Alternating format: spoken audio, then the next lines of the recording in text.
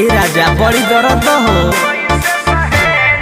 कबो हेने छुई कबो होनिए छुबेनी हम ही जाने नी दर्द कैसे सहे।